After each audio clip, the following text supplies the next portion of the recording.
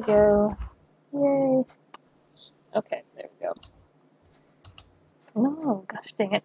Hello, guys. Give me one sec here. Oh, we're live. Okay. Yeah, I've had a long day. Found out I need some car repair, so that's always going to be fun. We have a lot of topics today. If I sound too loud, let me know. Messed with the audio again. Give me one sec. Come on. Up. There we go. Stream offline. Okay, currently connected. Okay.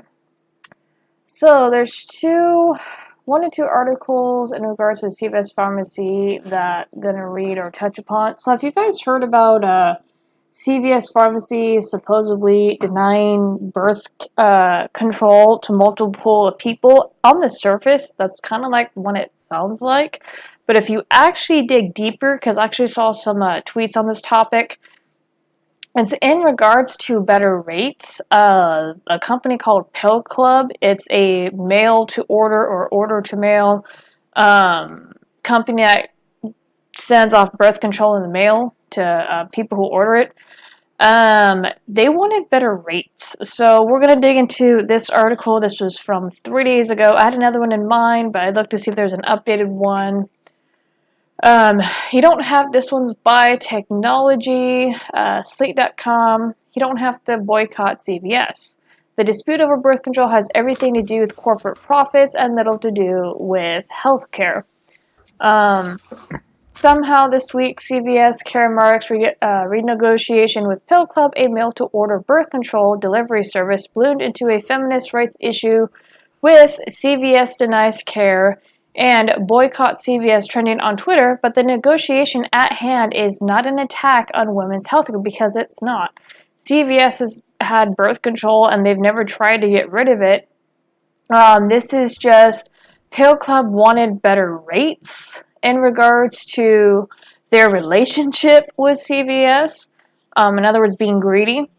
As Laura Moser of Dealer Action called it, nor are women being financially punished. As Lise Hogue of Neural Pro-Choice America said, what's being made out to be a big social justice issue is really not much more than a classic spat between businesses. I mean, CVS has had many negotiations and things like that in the past with either health insurances, and they've lost contracts and gained others. So this is nothing new. It just Pill Club threw a fit because they weren't getting the rates that they wanted. In fact, far from necessitating a boycott of CVS, I suggest the company's pharmacy benefit manager is doing consumers a favor. CVS Health, the 8th biggest company in the United States, has two important business units, a chain of pharmacies with which you are probably familiar, and their pharmacy benefit manager, CVS Caremark. Insurers turn to pharmacy benefit managers to help them negotiate lower prices for drugs, while insurers directly negotiate with hospital chains and doctor offices to determine the prices they'll pay for medical procedures.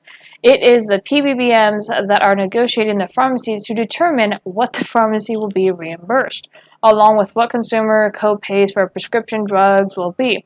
That's also where insurance companies tie in as well.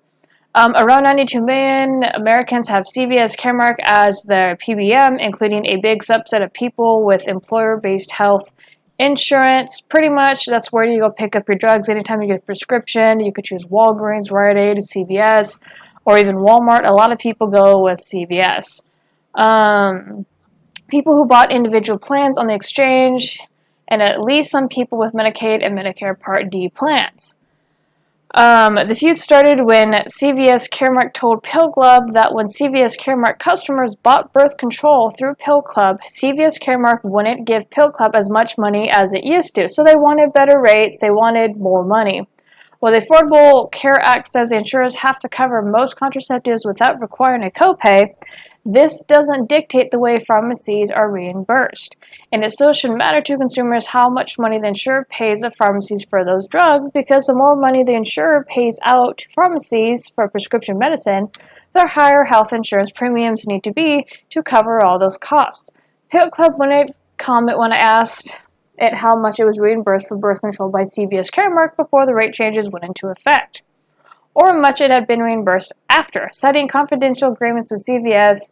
But Al Hartley, vice president and legal compliance for Pill Club, did say the pricing changes made it impossible for Pill Club to effectively serve its members. Bullshit. The outrage levied at CVS Caremark was largely a response to Pill Club's own effective rousing of frustration at the idea that a company would pay less for birth control. So this is Pill Club throwing a shit fit because they did not get the rates they wanted. But there was no moral stance at play here. This was a business negotiation. Again, Pill Club took it to a level it did not need to go, got feminists, got pro-choice people involved, and legitimately possibly hurt CVS as in business overall. The goal of any PBM, you wanted to say something? No, I just died in my game. Oh. The goal of any PBM like CVS Caremark is to win contracts with insurers. And like I said, they've lost some and they've gained some. By promising they can negotiate good deals with pharmacies. If they tell pharmacies like Pill Club, Rite Aid, or Walmart, we used to give you $1 per pill for this drug, but now we're only going to give you 80 cents, they're doing so to curry favor with the insurers who don't want to spend as much money as they are spending before. If the PBM tries to set reimbursement rates too low, the pharmacy can walk away from the deal and not work with a PBM anymore, which is what Pill Club is threatening to do. So, in layman's terms, Pill Club is threatening to take their business to another pharmacy because they were used to getting a certain amount of rates. CVS had to lower those rates for the insurers and other pharmaceuticals and things like that, and Pill Club wants to take their business elsewhere. I'd say let them. The heck with them. That would mean CVS Caremark customers will no longer have their insurance accepted by Pill Club. If too many pharmacies balk at CVS Caremark reimbursement rates, customers will get fed up when they realize their insurance is only accepted at a few pharmacies and try to switch plans. It's a delicate juggling act, but it's one we want CVS Caremark and other PBMs to be playing. If they don't put pressure on drug prices, health insurance will be even more expensive than what it is today. Let's see. As Frank Sloan, the J. Alexander McMahon Professor Emeritus of Health Policy and Management at Duke University, pointed out to me by phone, PBMs can be an easy target for criticism since they're not directly providing patient care. They're kind of like a middleman. But if insurance companies thought they could do a better job of negotiating prices, they've already taken on that role themselves. And remember, the people who are suffering as a result of CVS's Caremark's decision aren't the consumers. It's the company that sells the pills for profit. Pill Club will make a less profit now, which is why it's upset. So CVS had to lower its rates, and now Pill Club is throwing a shit fit. When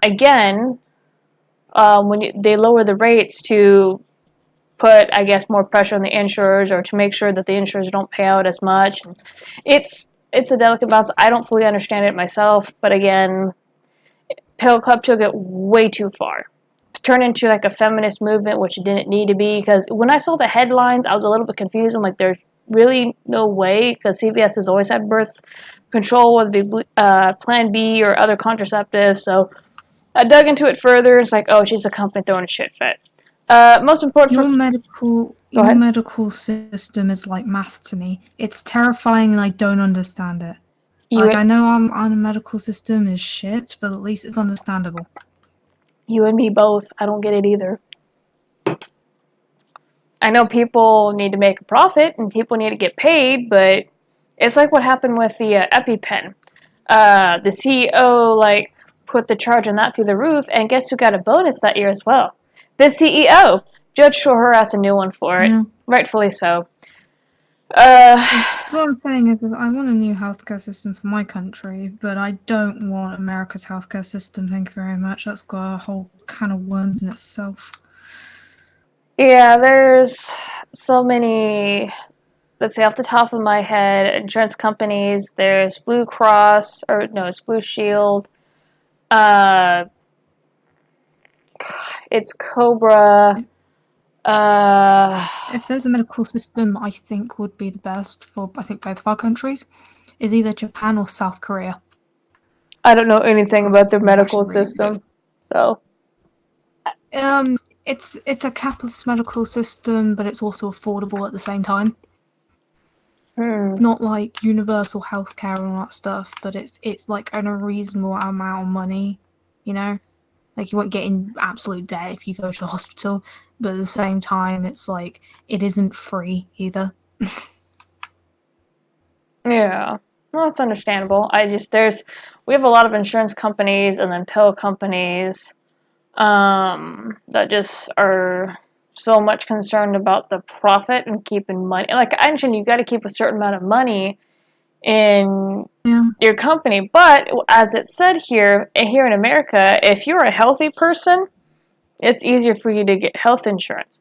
If you're a sick person where you have a lot of medical problems, the insurance companies do not want to fuck with you because you're going to cost them a lot of freaking money. And that's true. That really is true over here. So it sucks, but... Yeah, and that's why we should probably adopt the Korean and Japanese healthcare system, because how they do it is it makes the money as well as people don't get screwed over. We'll get screwed over the homeless, but even then, that's still, like, way better than what both of our systems have right now. Yeah, like I said, I would have to read up on it. I don't know anything about their insurance stuff over there. Let's see. There are multiple options for birth control delivery through CVS Caremark. Simple Health delivers birth control to all 50 states. Like Pill Club, Simple Health doesn't charge a delivery fee, but it does charge a $20 consultation fee to get started, which in 20 states can include getting a prescription for birth control if you don't already have one. A spokesperson further told me by Twitter it's quick to waive the fee for people based on personal need. PillPack, an Amazon company. Birth control, what the fuck? Huh? Need a prescription for birth control? Some people do, yes. There's prescription birth controls because sometimes it needs to be measured just right. Like if someone is using it. Oh, you mean? Okay, I think I know what you mean. So it's one of those special kinds that's. Yeah, because there's specially made ones. Yeah, I get it now. Yeah, if someone needs to balance hormones and take it for other reasons outside of preventing pregnancy. So. I get it. We have the same thing here. I got confused for a minute. Oh, you're right. PillPack, an Amazon company, also charges no delivery fee for customers who want prescriptions mailed to their door. It is also a network with CVS Caremark, and its spokesperson told me by email that it expects to remain so. And of course, CVS Caremark is happy to do the delivery itself.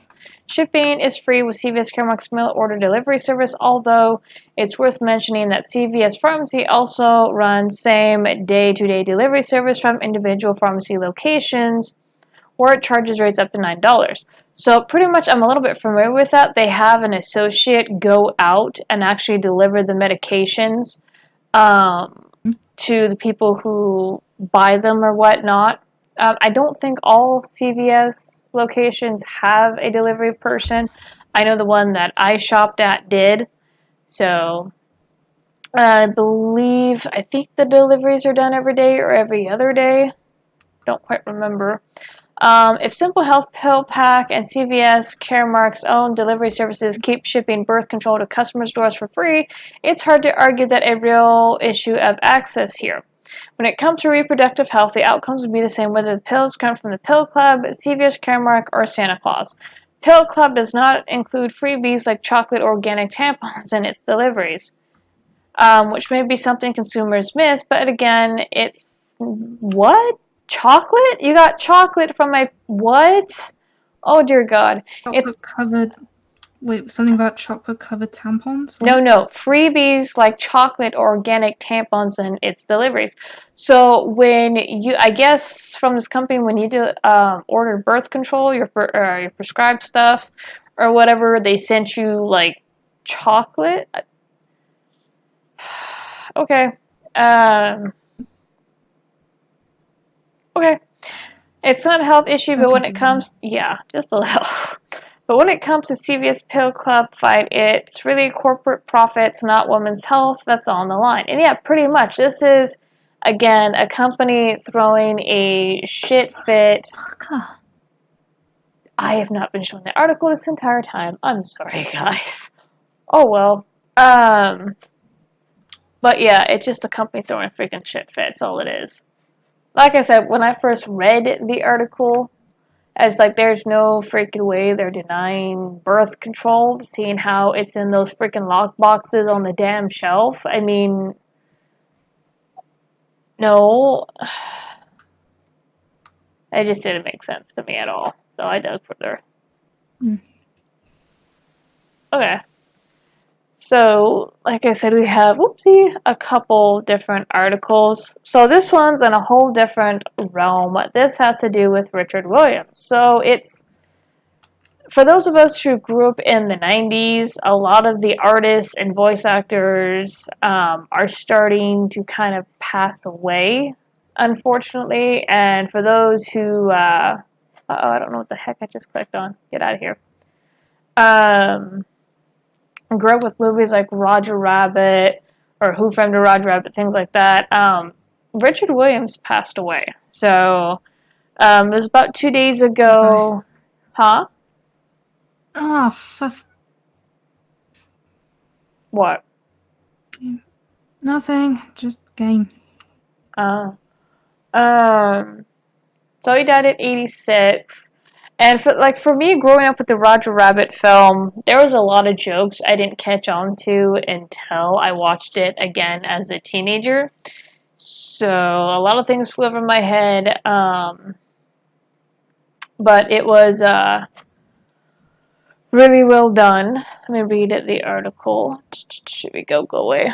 I always thought it was weird that my favorite character from Roger Rabbit was Jessica Rabbit. Until I was older and then I realized, oh, that's why she's my favorite character. Boobs. Okay. She is very much exaggerated, but I don't think there's like one person that does not like her song. Like, Why Don't You Do Right? Oh, that song is great. So brilliant. Oh yeah, and I've heard a couple of like covers for it, and no, there's some good covers out there. So this is. Have you read the original book it was based off? No, I've read about the original book it was based off of. The original book was apparently a lot darker and actually had a very serious noir tone to it. And then what happened was when the movie came out, the creator loved it so much that he actually rewrote the book to tie in better into the world. And it's still darker than the movie, but it's still way more lighthearted. Yeah. But the original book he wrote, that was originally, the movie based off. You know those fan artworks of Jessica Rabbit nude, right? Yeah. Okay, that is more book accurate than the movie. Oh. I do know in the book, the first original book, that Roger actually dies and he was left, from what I read, how the plot goes is he died and he had like a speech bubble left over his head and he had like a word X'd out, and I can't remember how the weasels tied in. But like Jessica Rabbit was just breaking into acting herself and she was pretty much a widow at that point. So, no, I've not read the original book just yet. That was a lot of stuff, but yeah, no, Rabbit did some strip comics in her day. Quite literally, strip comics. Yeah. If you guys ever made a fan art of Jessica Rabbit nude, that's more book accurate than the movie. Oh, damn. Yeah, no, I don't know how or why my parents introduced us to the film. I do know that Disneyland used to have a ride, and I remember this ride where you got into like a little miniature version of that cab. I forgot what the cab's name is. And literally this ride jerks you around and has like flashing lights or whatnot, and there's like certain scenes that has Jessica with the frying pan, has Judge Doom in another part of the ride, and it's trippy. But I think Disneyland like shut down that ride so many years ago. It's just like, oh. But I'm still pissed off at Disney for trying to claim that Betty Boop was their creation. I've actually read this. I've actually read the story of Betty Boop. It started with the original singer for Betty Boop, the original character was a black woman, and she actually did her hair in the spikes. Forgive me, I do not know the name. And then you had another singer steal her act and start doing the same shit she did. And the cartoonist, because there's two artists involved, I think, in this, the cartoonist started to take inspiration from the second, you could say, Betty Boop. And then he realized that she wasn't the original Betty Boop, and started to take stuff from the first one as well. And then I think his stuff got stolen by another artist. So pretty much in a sense, that's why in some movies Betty Boop had a skin color change. But no, she's portrayed with her black spiky hair, white. All of her style comes from the original singer, and I forget her name, but I have read that story, and I think. Well, go ahead. That was actually ties into another thing. The original singer was a flapper. Flapper is it's a 1920s, 1930s woman who, like, this was in 1920s or something like that, where these women would dress. Now, in modern standards, this is like perfectly acceptable, right? But back in 1920s, think of it this way: 1920s was a lot more extreme. So women would purposely wear short skirts up to their knees, would actually wear makeup, and it wouldn't be anything excessive today. But thinking back in 1920s, it would be ungodly, and they would really well by men because they acted like men. They smoked cigars, they went out partying, they had sex, and it was to push societal norms at the time. And what really annoys me is people say that, oh, well, they were feminists. Here's the thing: no, they weren't. The feminist movement actually rejected them because they thought that they were indecent and it looks bad on women. That happened. So flappers were really progressive at the time, and Betty Boop got portrayed. She's in her character. She's supposed to be 16, and that's actually normal. A 16-year-old would actually end up being a flapper. On top of that, you see these feminists today, and they're going like, "Oh, you see this character Betty Boop, how she's betrayed as a little slut and all this stuff," and it's like, you do not know your history, do you? Yeah. I think now, when it came to the original Betty Boop, again, I forget her name. I can't remember if she's still around, but she was fighting to get the rights to Betty Boop because you guys know this is pretty much me, just with different skin color. Because she was able to back up her entire story. It's just like, no, this singer stole crap from me. Then she had an artist start to steal crap from her, and then so on and so forth. So it just, I don't remember if she ever got the rights to her stuff. There wasn't that. Here's the thing: that's what people think it's stealing. It wasn't actually stealing. What it was he bought like Max Fletcher bought the rights from the white singer. But then when he found out that it was the black singer, it was already too late. Rights to the white singer and all this stuff. And so technically back then, like now, yes, she would probably had a legal saying, but she wouldn't have had a legal saying. This is like America before the 1960s, 1970s. Yeah. She would not have a say, like, at all. And again, he bought the rights to the white singer, not the black singer. So he didn't break any law. Yeah, no, he technically didn't because he thought he got original material, property rights from the white singer. Yeah, oh, I know. Still sucks, though. Interesting backstory, though. Yeah, Betty Boop is very interesting. Originally, she was supposed to be stylized as a dog. Yes, I actually saw some of the old clips. Yeah, no, she has like the really long ears. I'm glad that they changed it because it didn't look right. Yeah, there wasn't many movies done on Betty Boop. He was trying to claim, oh, we totally own Betty Boop. It's like, no, you fucking don't. You don't own Betty Boop. legal rights to Max Fletcher's work because Max Fletcher had a real hate boner for Disney, and quite rightly so. Disney claimed they were the first ever massive animators. Oh, they pioneered animation. No, that was Max Fletcher. Is it? He Yeah. did it a good 5 years before Disney. Isn't he the one that was based in New York? Yeah, he was the guy that based in New York, and because of Disney's. He was based Go ahead.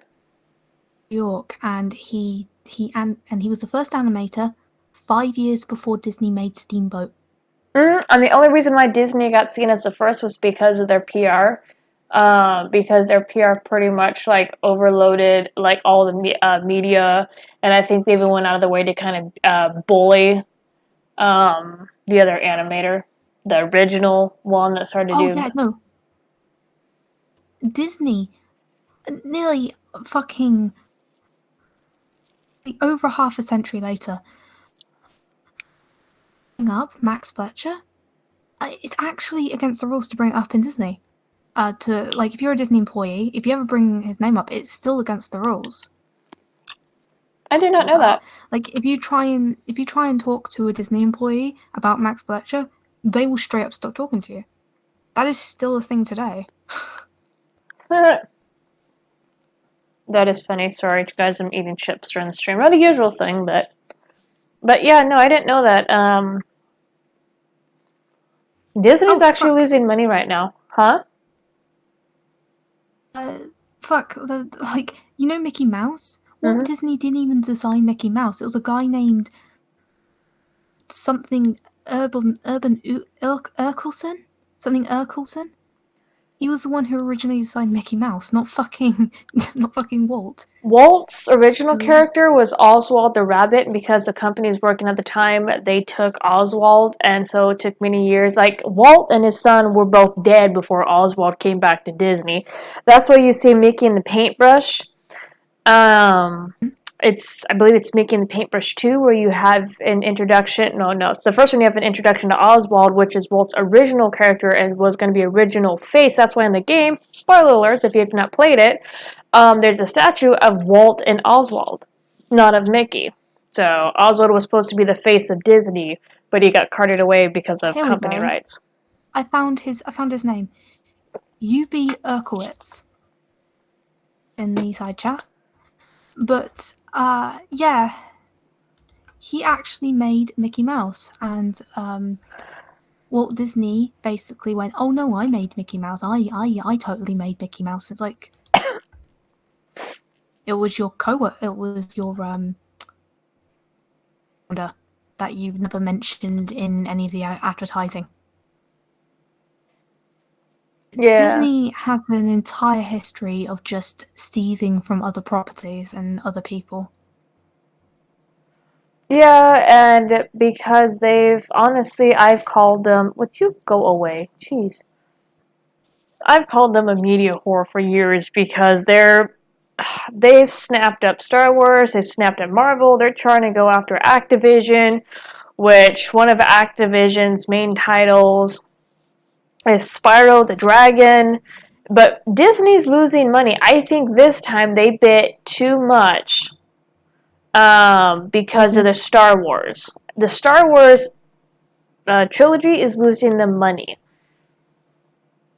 They're already kind of having some pushback because there's leaked rumors of Palpatine coming back, and it's just like, you guys were stupid for throwing away what's now considered the legendary books. The legendary books told a far better story than Disney ever could have concocted.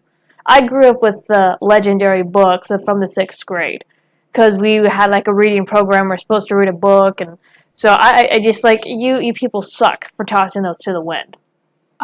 Also, I just want to correct you on something. So the guy UB Urkowitz also created Oswald the Lucky Rabbit. That wasn't Walt Disney. Oh. Did not know that because they have it from when I did a research. The articles were saying Walt created Oswald. So I don't know. Nope. According to this, it was Urkowitz.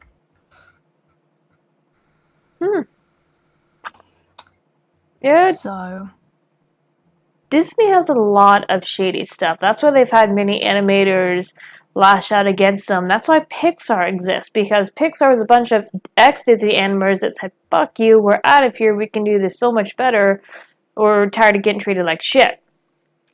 I mean, I've heard so many stories of people just saying, fuck it, being in the animation industry altogether. Granted, this was years ago, but one manager told me their dad went to go be a banker. They left that world entirely because the treatment and the bullshit and rumor used to have. Go ahead. A really good video from A Bit Frank, not Obit, A Bit. There's been a Google search problem with her.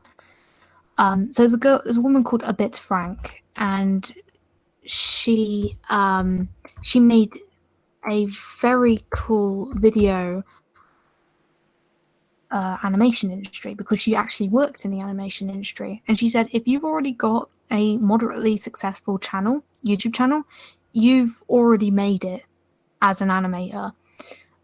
It's like, don't bother going, like, it's better to go independent than actually going with a company. And she explains in great detail why going independent is the best thing for you if you're an animator these days. Oh yeah. And it is a really good video. You guys should definitely see her video on that. I'll have to look it up later. But yeah, no, it's... If you were snapped up in a company, good luck keeping any of your shit when you leave. So it just... Let's read this article. But yeah, it's... Yeah. Good luck. Oh, as she put it, losing your creative baby. Pretty much. Let's see. Richard Williams, the 3-time Oscar and BAFTA-winning animator, famed for his work Who Framed Roger Rabbit. He died. He was 86. Williams' family announced that he died Friday at his home in the British city of Bristol. Born in Toronto, but having moved to the UK in the 1950s, Williams, who claimed he was drawn to illustrations and animation, having watched Disney's Snow White at age 5, received critical acclaim with his first film, The Little Island. I've never seen that one, which won a BAFTA in 1958. His first Oscar would come in 1971 for his animated adaptation of A Christmas Carol. Not one I've seen either. Williams also worked on 2 Pink Panther films. I don't know if that's like the live action. It might be the live action. And Casino Royale, but it was his work as animation director on Robert Zemeckis' Who Framed Roger Rabbit in 1988, which would cement his name into animation folklore. The live-action animated comedy starring Bob Hoskins, who is now passed away, been so for a few years, was a critical commercial hit, earning $330 million, becoming the first live-action animation hybrid film to win multiple Academy Awards since Mary Poppins in 1964. 2 of the film's 3 Oscars went to Williams, who also won for visual effects, BAFTA. Elsewhere, Williams directed and produced, wrote his unfinished feature film, The Thief and the Cobbler, and there's like a whole backstory on that film, because that was a mess in itself. I would say, if you want to watch Go ahead. a tragic story about a man's magnum opus that got stolen straight from under him, and everyone to this day is still to finish the movie, and it's called Thief and the Cobbler, the recobbled cut, and I've seen the recobbled. Yep, I've seen the recobbled one. I liked it. The animation, like, it's a little bit trippy, and those who have epilepsy or are prone to seizures, be careful when watching it. It's not like flashing lights or anything, but some of the colors make it look like you're having an episode, so but no, I did like it. The animation style and the design, it just was just freaking wild. Vincent Price. Oh, yeah, it's almost godly, that animation. Oh yeah. Go ahead. I'm just saying it's like the animation is just, Yeah, the original. Let's see. Produced, the original author for A Thief and a Cobbler, like, never saw the movie finished. So, which was actually kind of sad. Oh, yes, and then The Thief and the Cobbler, a painstakingly hand-animated epic inspired by the Arabian Nights, which he started in 1964 and is considered his magnum opus. Williams was also an author and teacher. His best-selling book, The Animator Survival Kit, is considered a Bible in the industry and has been sold around the world and translated into 9 languages. Let me see if I possibly have this book. Hi, Squeak. What are you doing? I might have bought this book for college. Hey, what are you doing? What you doing? The game just glitched out. Where did my boss... There we go. Sorry, Mimi. Holy shit. The boss just appeared. What? That's not supposed to happen in the game. What the fuck? Whoops.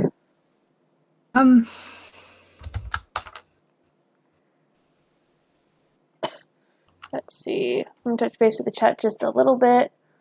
Have you seen Company Man's video about Disney? No, I have not. Disney is to entertainment as Boeing is to aviation.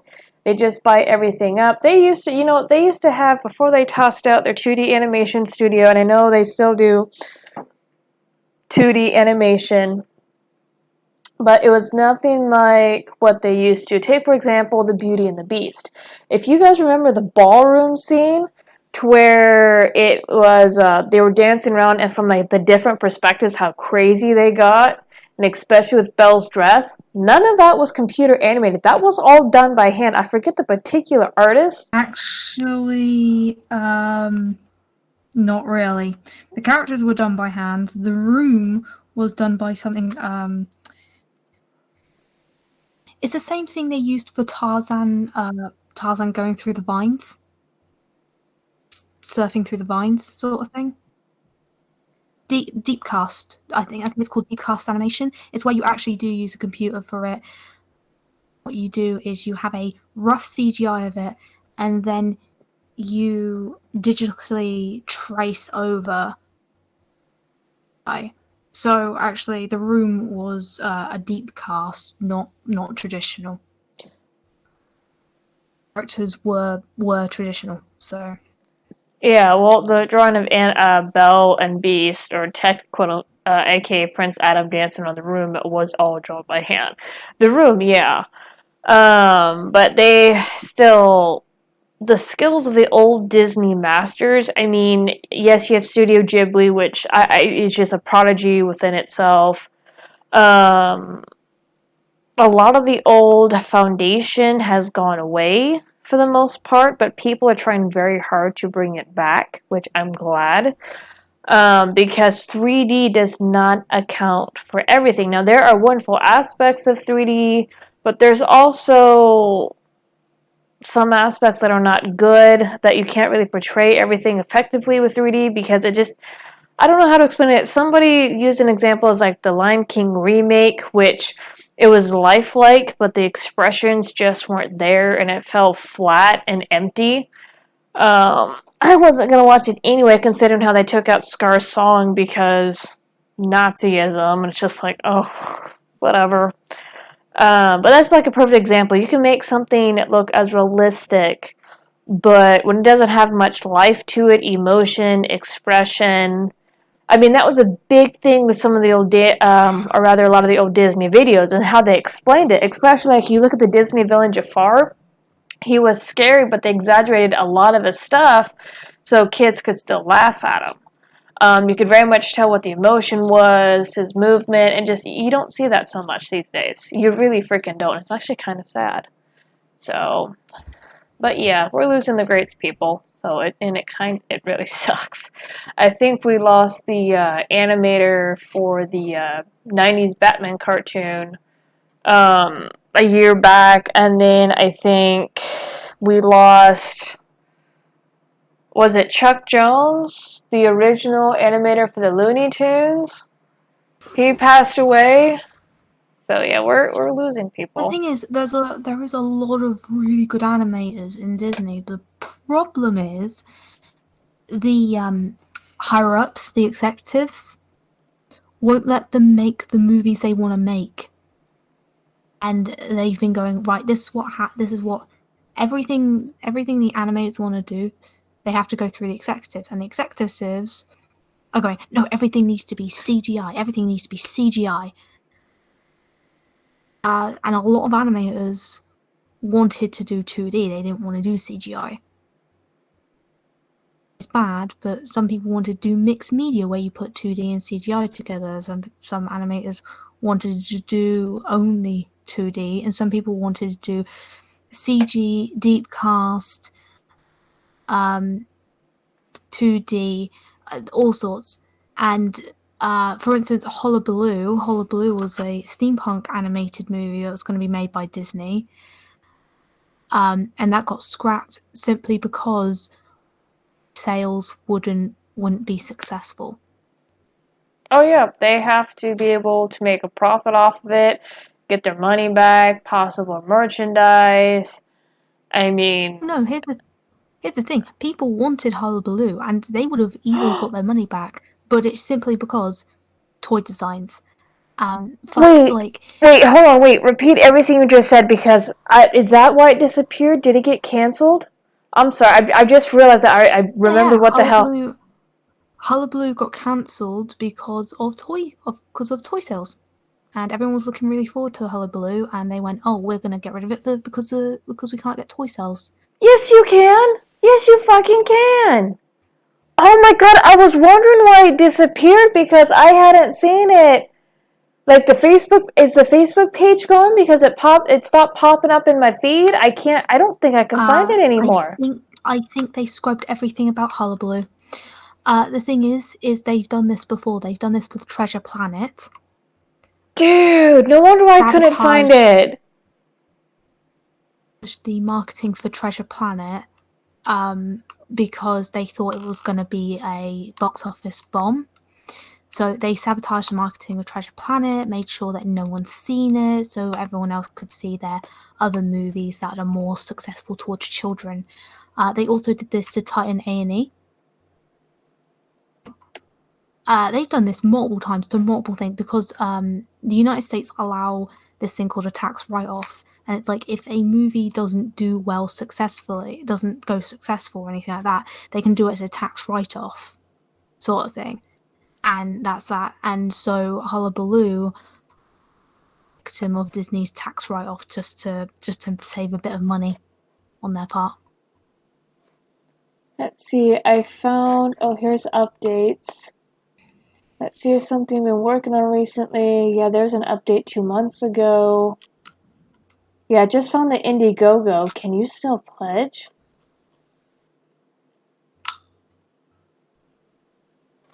Let's see. The website's still up and kicking. Oh, okay. Yeah, I might have to go digging around because shit, this one disappeared because I was following this one. This isn't the first time they've done this. They've done this to Titan A&E. They've done this to Treasure Planet. They've done this to so many movies for a tax write-off because it's easy money. Which Disney? If some of their movies fail. Which Disney animator is working this? James. First name is James. I can't remember which Disney master it was. Doggone it. Steampunk. Stretch goal. Yeah, I'm definitely gonna have to dig into this later because yeah, I'm so glad you brought it up because I went looking for it one day, couldn't find it, and got busy with something else. I was like, oh my god. Yeah, no, it was getting ready to launch. It had launched a trailer, semi-finished, and then it just went poof. Ah. I'm gone because it's Disney. Now the thing is luckily Japan is very into steampunk, and they've made a lot of steampunk shows, movies, all sorts. So if you want your steampunk media, look at Japan because they are very into steampunk. But Disney tried to like. I think they have a hatred towards steampunk because every steampunk movie Disney has ever tried to make for some reason, they've just sabotaged it. Fucking Treasure Planet is. I love Treasure. Yeah, I love Treasure Planet. Even Nostalgia Critic, when his review, he didn't fucking get it. He goes, "Are you guys going for technical? Are you guys going for space? What are you doing?" It's like, the term is steampunk, my friend. Oh, dude, there was actually supposed to be a second one. Somebody, an old friend of mine, they're like long gone now, gave me. I don't have the stuff anymore, but gave me links to snapshots of the second one, to where here's the plot for the second one. This second Treasure Planet, Jim Hawkins goes through school or whatnot. A new enemy approaches. The Doctor builds like this really fast ship. It's supposed to go through space. It has the weapon upgrades. Captain Amelia is the captain of it.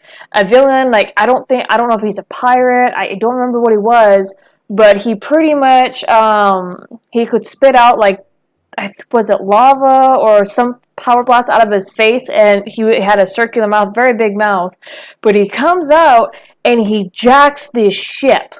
And so Jim and his new love interest, which was supposed to be a familiar species to Captain Amelia, is to go looking for the ship, but they have no ideas, and Jim Hawking decides it'd be a good idea to go look for Silver. Silver would have possibly an idea who this guy is and where he possibly took the ship. And so this is what this whole story was supposed to be about, how Jim and Silver are getting close again as friends, and his new love interest doesn't agree and kind of takes off. Oh no, I had this fucking all these links detailed of all this shit, how it was going to be, and it looked fucking cool. But yeah, Disney went poof with it. I don't even know if you can find the shit on it anymore. Disney basically there's a video on why Treasure Planet was the biggest failure of Disney, and Disney sabotaged marketing because they thought that it wasn't going to make them any money. But Disney's biggest blockbuster fails, billions of dollars, because they sabotaged the marketing, and no one even knew that Treasure Planet was coming out of that day. Yeah, somewhat of a classic for some people, but it's still incredibly sad, because these animators, they worked on stuff like Lilo Stitch, The Little Mermaid, Mulan, and all this stuff, and then to get fucked over on their dream project, because Disney went, oh, this wouldn't be good toy sales. See, and that's the thing. That's I understand merchandise and things like that, but there's some shit that's meant to go away after a while. Like Frozen. Did you notice that Frozen did not fucking go away ever since it came out? The toys did not disappear, like, at all. The cloth, it has never gone away. And it's just like, you're supposed to disappear now. Go ahead. That's why I'm inspired by, when it comes to artwork and creative stuff, but I get a bit annoyed whenever I have like a 1930s character I made, and someone says, "Oh, it's Disney," because it's like it's inspired of Max Fletcher. He just basically soaked up all the praise that Max Fletcher was supposed to have, that other people were supposed to have, because Disney likes good publicity and is a massive cash cow and evil. Like, I'm evil, don't get me wrong, but I'm not as evil as fucking Disney, and I don't want to be as evil as Disney. Disney is a different type of evil, not a fun evil.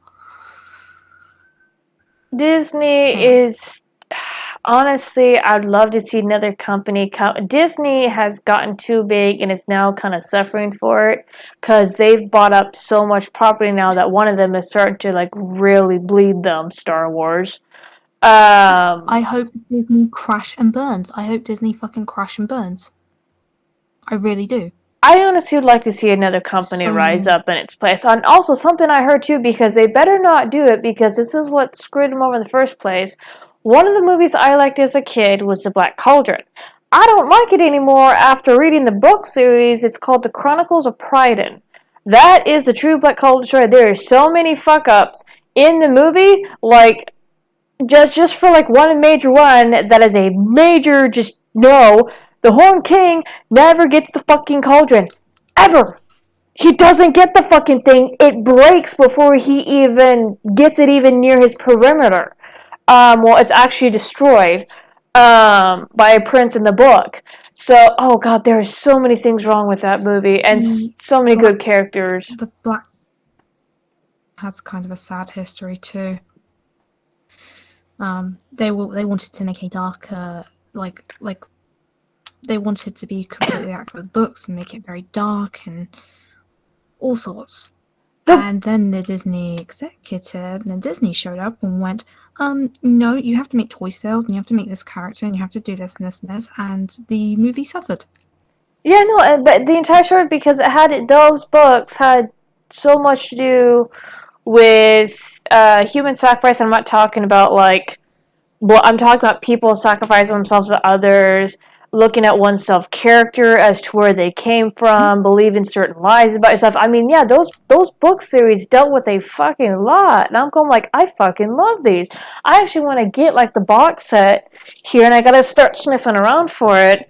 But yeah, but it had some really good characters in it. There was, I cannot pronounce his name, not Prince Run, but the other one that held that pretty magical sword that Taran was never supposed to pull out, by the way, in the fucking movie, because he tries to pull that shit out of its sheath in the book and nearly fucking dies for it, because you have to be of royal blood. Oh my god, I'm sorry, I could go on, like... And I read these books in, like, was it 7th grade, 8th grade? Oh god, when did I read these books? No, it was... I don't know. It was obviously a while back, but oh my god, there's so much things wrong. Yeah. Yeah, I read the books, but I heard the books are way darker and actually more mature and all that stuff. That's the problem with Disney. And this is what I keep telling people. If you're an aspiring animator, don't go to Disney. Your dream's harder than ever. And to be honest, it's better to just go independent at this point. Again, I put in main hall a bit of Frank's video on it. But if you want to make an animated movie, just make it yourself. Because Disney will try and either squash it if it's not kid-friendly and marketing enough. Studios will just steal your creative baby, because that's another thing they do. And small studios just absolutely close down for no goddamn reason. DreamWorks is no better. Actually, is better than Disney, but not by much. And on top of all that, if you want to make mature animated content, the best thing you can do is either go to Japan, because Japan is loving mature animated content. They really do. They really love it. Or, again, make it yourself. Best thing you can do if you want to be an animator. Yeah, and it's really hard. We'll move on to a completely different topic here. But it's really hard to break out. Oh, no, you're fine. I love the conversation. It's just, like I said, I have, like, a smorgasbord of articles tonight. But breaking hard in the actual media is hard because you have people that want to come and snap you up. You have people that see something that you do, see a bunch of people latch onto it, and they want to take and run with it and try to make it their own thing, which has happened more than once. I'll give you an example. Martin, the guy who did Game of Thrones, regrets ever allowing, even adding to the show, because he has yet to finish his actual books. Do you remember the issue when the show caught up with the books?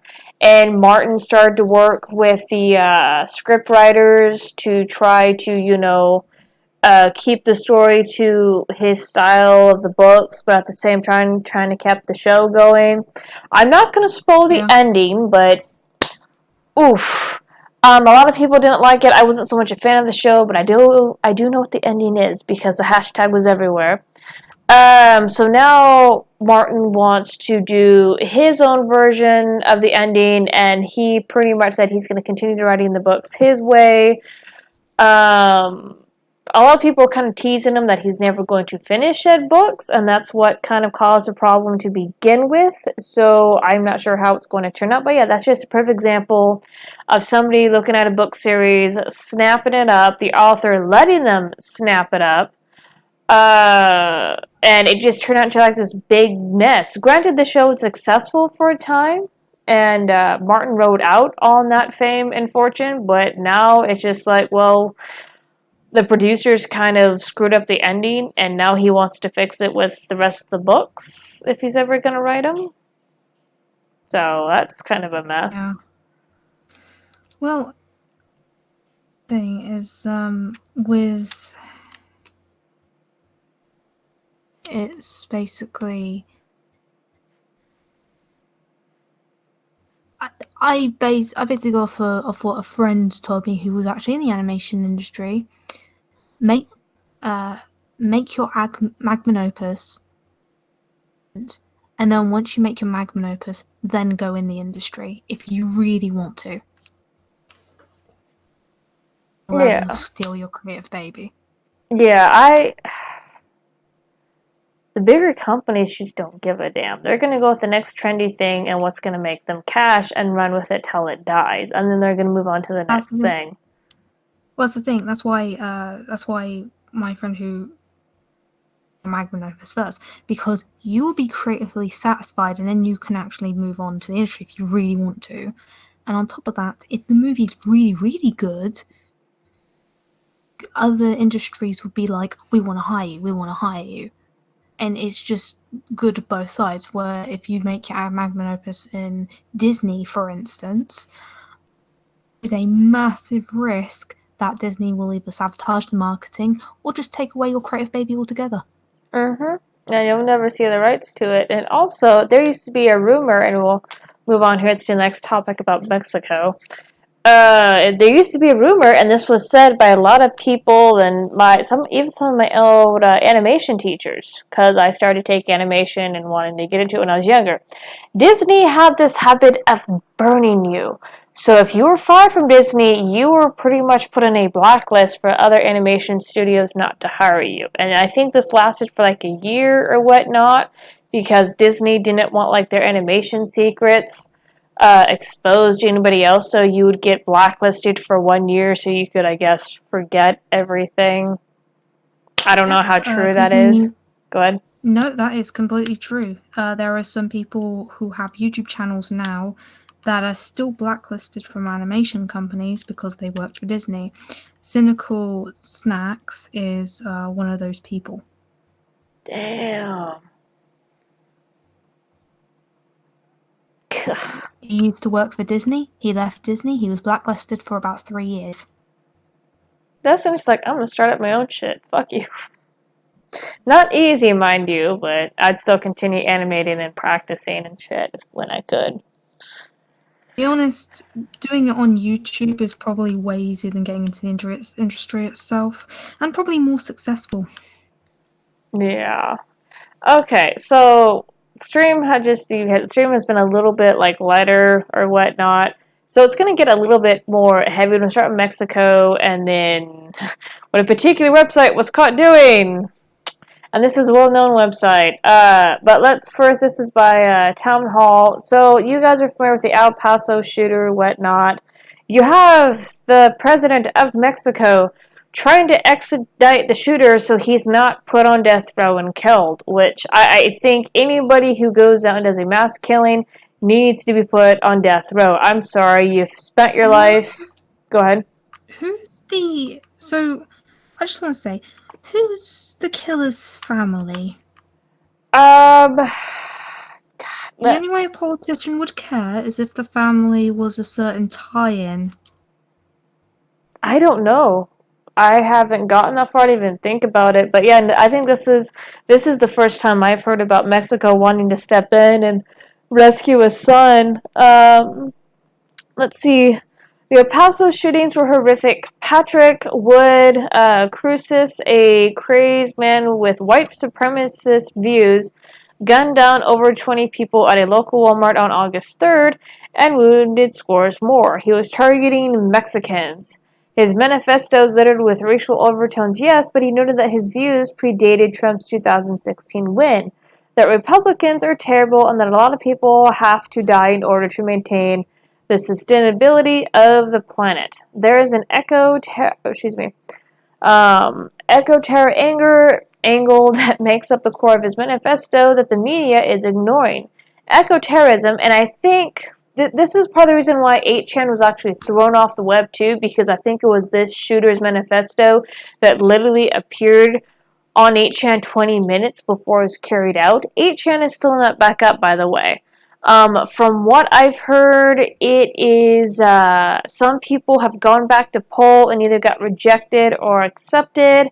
Others have scattered to other unknown websites. There's been talk about how there's websites that normies don't know about. So I don't go sniff it on those websites. No, thank you. I don't know anything about them. But yeah. I know what those websites are, but sure, I'll get a bitch first if I say them.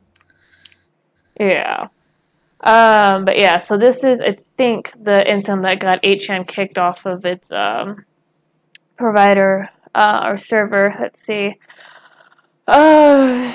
Eco-terrorism isn't an activity of the far right, and the anti-Trump media need to deliver uppercuts to the White House that trashes them on a daily basis. Meanwhile, a mass murderer in Dayton, Ohio, who is a self-avowed leftist, is having his political views masked by the news media because it, well, just doesn't fit with the left's all mass shooters might be racist white-wing narratives. The Dayton shooter was a pro-gun control, by the way. Anyway, I digress.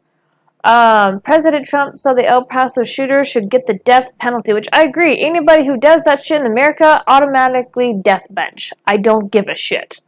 You done throw away your life and you just costed the lives of many others. So, no, you need to go.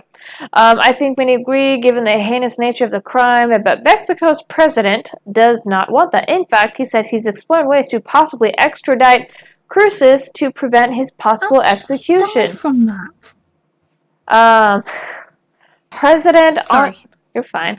President Andre Manuel Lopez Obrador said Friday that Mexico does not want the El Paso shooter who killed 22 people targeting Mexicans to be executed and will seek to extradite him from the United States.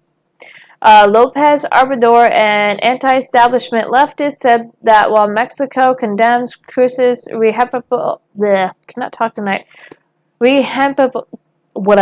bad term. See, if I had Ichabod here, he'd read that up for me. Abominable crimes, it does not want to see him put to death, which, again, I think this is the first time where we've seen someone else try to step in and extradite a shooter like this. I don't know why he's doing it. Reprehensible. There we go. I hate these brain farts. But yeah, it's really weird. And as Misty pointed out, we don't know who the family of the shooter is. So that's probably something to look into. Go ahead. But I'm thinking political figures, especially the president of Mexico, wouldn't really care too much if the family had a direct tie-in. Yeah, let's see. Our constitution does not allow the shooters. Go ahead. Maybe the shooter's parents are very rich. Maybe fund his elections. Who knows? I don't know. Our constitution does not allow the death penalty. We do not want the death penalty as a matter of conviction. Life imprisonment does not exist in Mexico either, he told a press conference. I have given instructions to explore the possibility of requesting this person's extradition, he added. We do not want impunity. We want the punishment to be exemplary. It should serve as an example that human beings must end such acts. These irrational acts of extreme hate are not good for the United States or any country. Yeah, no, it's kind of best to put these people to death and not keep them around so they could possibly have the chance to do it again. Let's see. 8 Mexican nationals were killed in the shooting. It depends. So there are some shooters that are just absolutely batshit insane and don't even know they're cognitively there. But then again, there's some shooters that are perfectly sane and they do know they're there and they just want to inflict pain. There's people who are blackmailed into do it. Again, if you're gonna go with like, all mass shooters should just die, it's like, well, if context is important. Yeah. If he just did it out of a maliciousness intent, then he can go die. But if he's just genuinely insane and think he's a fucking god, maybe he needs medical attention. Yeah. Alright. So, you guys remember Nick's story, and touch upon a little bit more about the Mexico stuff too, is now you have people who are stuck at the border trying to sue for billions of dollars the U.S. government. I'm not kidding. Either because they're claiming that the children have been sexually abused or some other sort of nature. But now, what they're suing is in the millions, and these people are grouping together, and trying to. I don't doubt bad shit isn't happening down there, but yeah, come on, bunch of sex traffic, horny little shits. I mean, of course their children are going to get molested if they're going to sneak them across the border. Well, yeah, they're trying to sue the U.S. government for like the living conditions, and they want $6 million. And it's just like some of these guys want $6 million, and just it's freaking nuts. I'll come back to that. Let's see. U.S. government. I think I'm having a terrible curse where I get to the last level unharmed, and then I just die in the last level.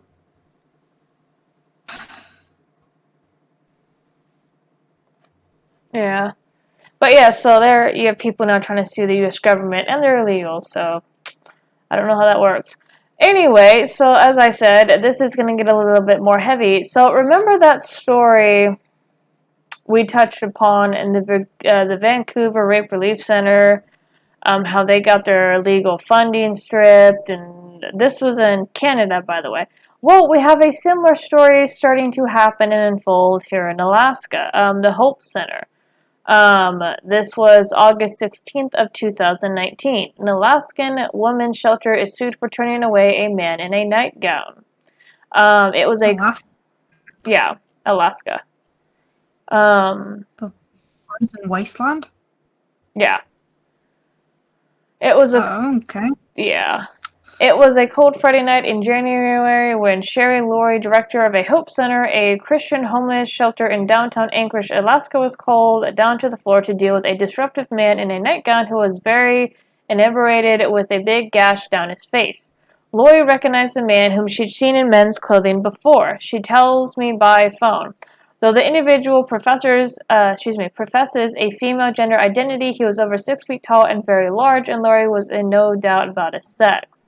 Laura explained that it wouldn't be possible for him to stay the night. He was intoxicated and in clear need of medical attention. She called him a cab to the hospital and paid the fare herself. The individual left on good terms. When he showed up the next day, Laura explained the check-in wasn't until 5:45 p.m. On Saturdays during the day, the Hope Center is staffed by volunteers and therefore is only open to those who have checked in at night before and have undergone breathalyzers and bag checks. Again, he left without an issue.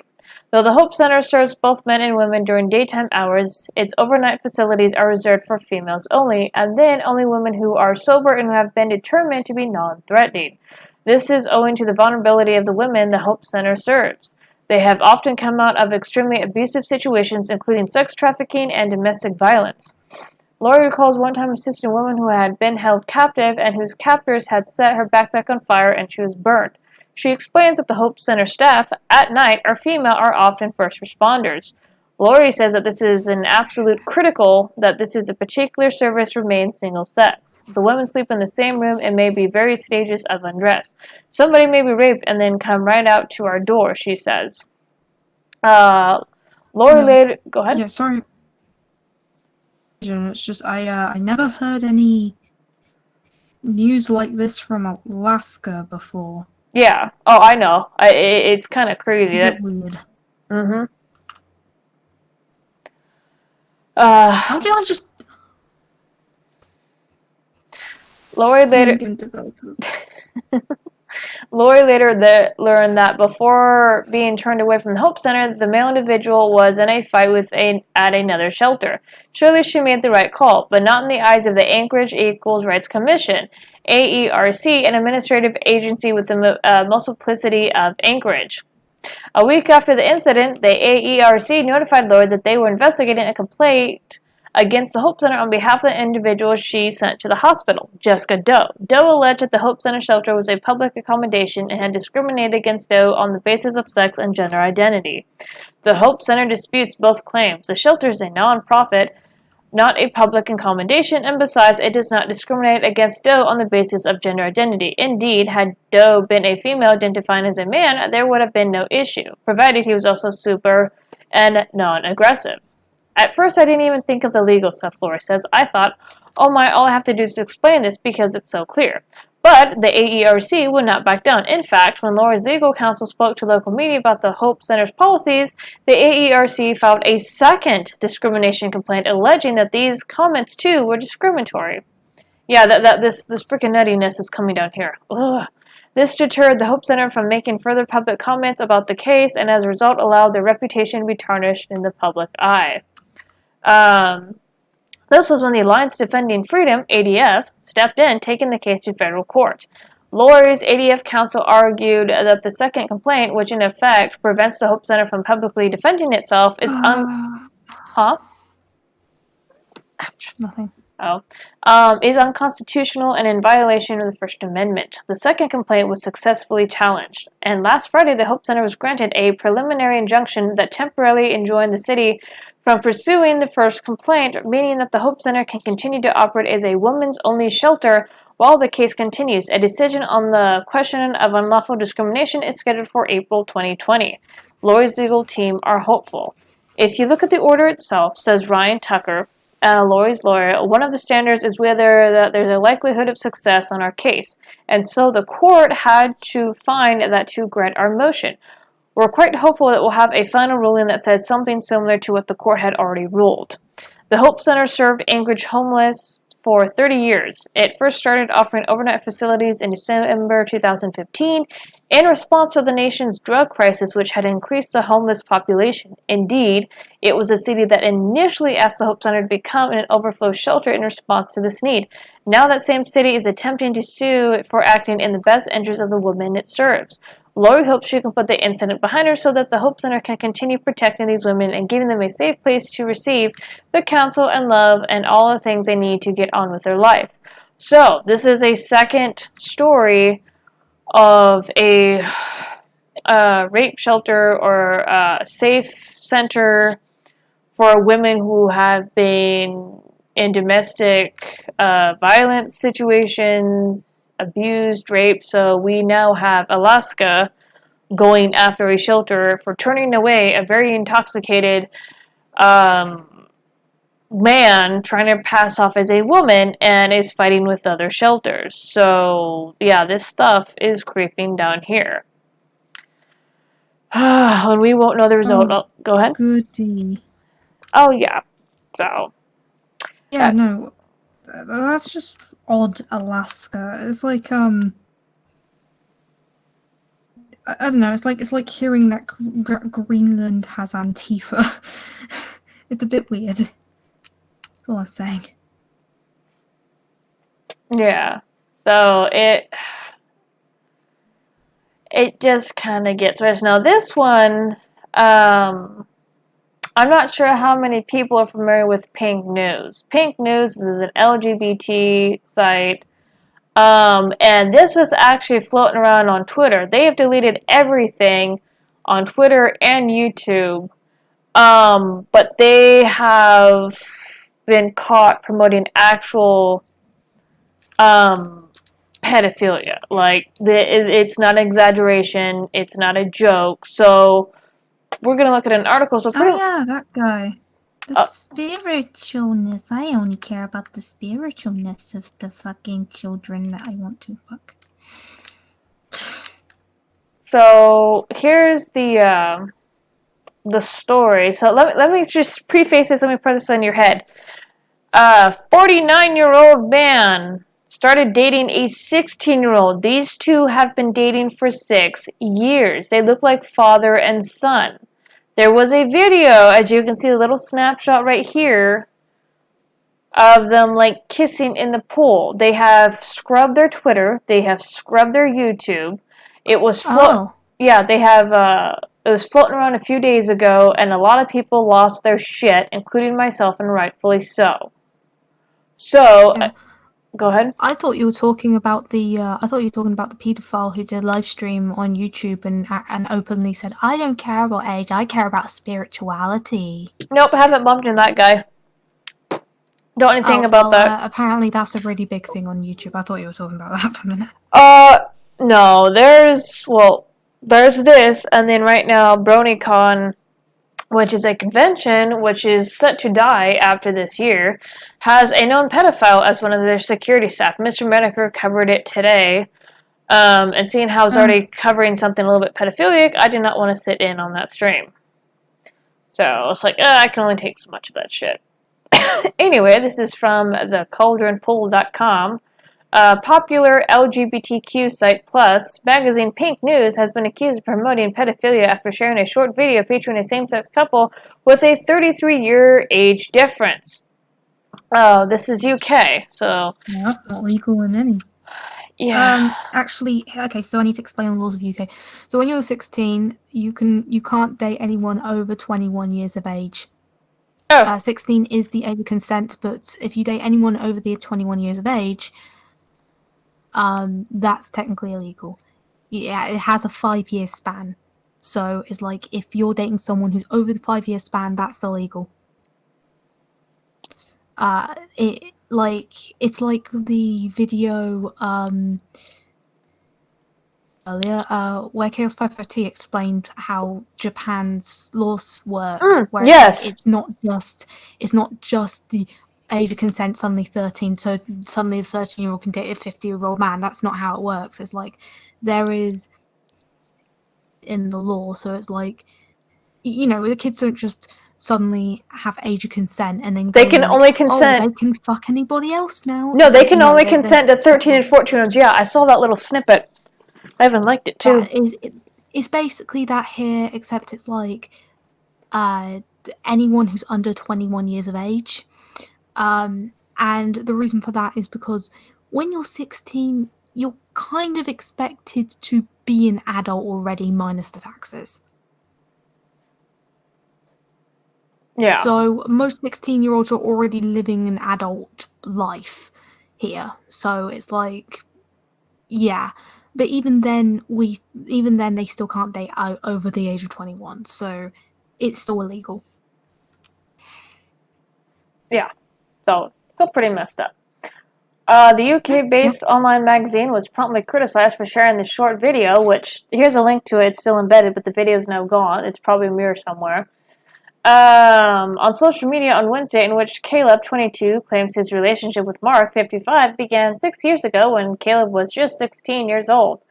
Our age difference is 33 years, Caleb said in the video. He is 55, I am 22, and this is my first relationship ever. So he was probably groomed before they started dating.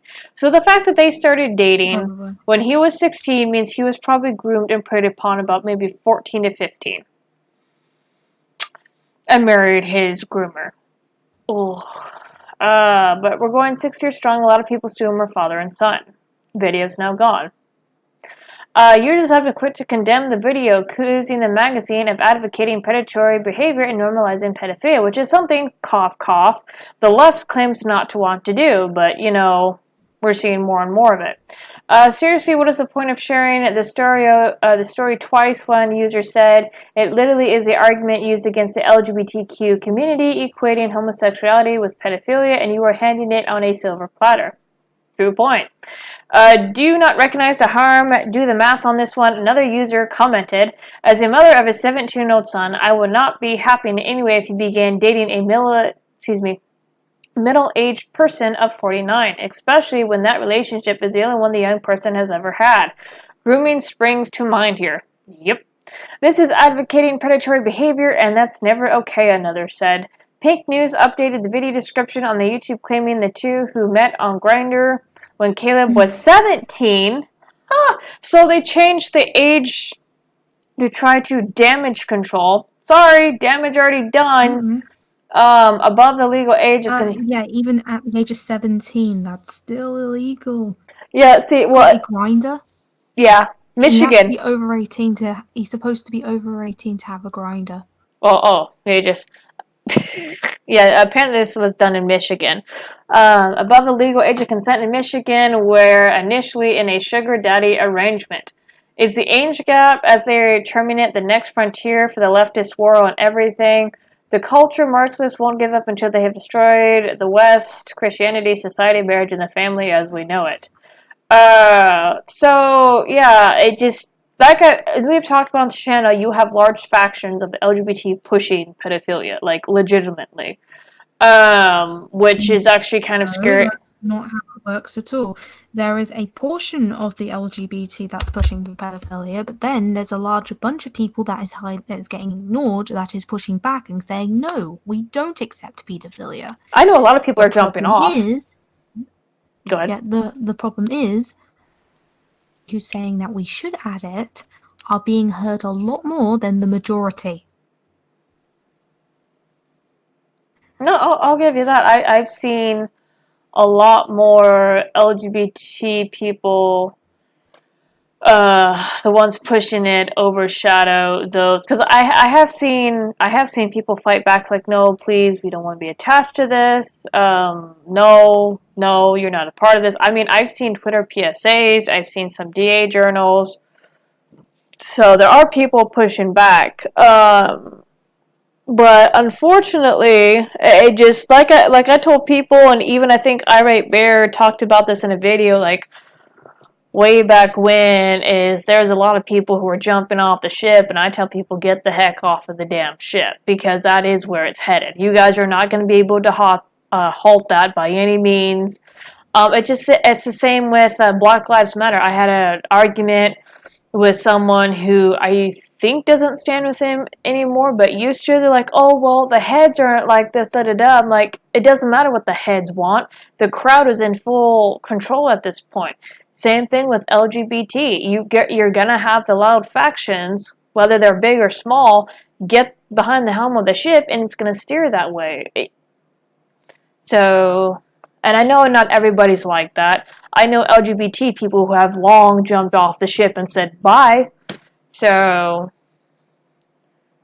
hi. Like, I'm a bisexual woman, and people... So, I have people who acknowledge that I'm a bisexual woman, but at the same time, they go, oh, she's not LGBT. She's not actually LGBT. I'm going so far to saying, no, she's just a straight woman who is, the straight woman who is pretending to be bisexual to infiltrate the LGBT community. And, they've gone into conspiracy theory mode. So whenever you see people who recognize me and are like heavily into the LGBT category, they think that I'm a right-wing spy trying to take down the LGBT community and trying to get everyone murdered, when in actuality I'm just an arsehole on the internet. It's a great conspiracy theory, and I'm actually proud there's a conspiracy theory on me. That means I'm getting popular. Yeah, they're having their own culture fight right now, and unfortunately, they're not going to be able to separate one from the other. Not to mention, like, queer theory and all that. There's pedophilia ingrained in that, and it's just like, you guys cannot... Again, let me repeat. Not everybody who's gay or bisexual or